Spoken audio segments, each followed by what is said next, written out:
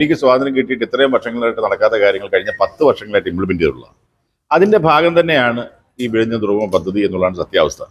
പിന്നെ ആർക്ക് വേണമെങ്കിലും എല്ലാവർക്കും കല്ലിട്ടത് ഒരാൾ, നടത്തിയത് ഒരാൾ എന്നൊക്കെ പറയാം. യഥാർത്ഥത്തിൽ അത് പിന്നെ NDA സർക്കാരിന്റെ അല്ലെങ്കിൽ നരേന്ദ്രമോദി സർക്കാരിന്റെ പിന്നെ കുഞ്ഞു തന്നെയാണത്, സംശയമുള്ള കാര്യമുള്ളത്.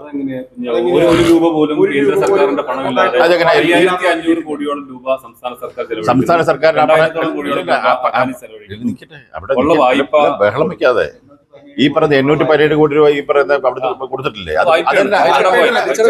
അത് പ്രൈവറ്റ് സെക്ടറിലുള്ളതല്ലേ. പ്രൈവറ്റ് സെക്ടറിൽ കൊടുക്കുന്ന ഒരു സ്ഥാപനത്തിന് അത് മാത്രമല്ല ഈ പറയുന്ന ബാക്കിയുള്ള പണവും ഇത് പറയുന്ന സെൻട്രൽ ഗവൺമെന്റിന് കൊടുത്തിട്ടുള്ള പണം തന്നെ ലോണായിട്ട് കൊടുത്തിട്ടുള്ളതാ. സംസ്ഥാന സർക്കാരിന്റെ സ്വന്തം പണവും തിരിച്ചടക്കണമല്ലോ. അത് എവിടെ കൊടുത്താലും പണം തിരിച്ചടക്കണം. അത് ഈ പറയുന്ന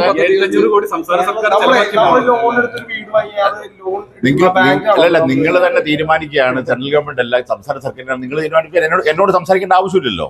അല്ല, അങ്ങനെയാണ് സെൻട്രൽ ഗവൺമെന്റ് അതിനു വേണ്ടി ചെയ്ത ഒരു വായ്പ അല്ലാതെ എന്ത് പണമാണ് അതിൽ മുടക്കിയിട്ടുള്ളത്?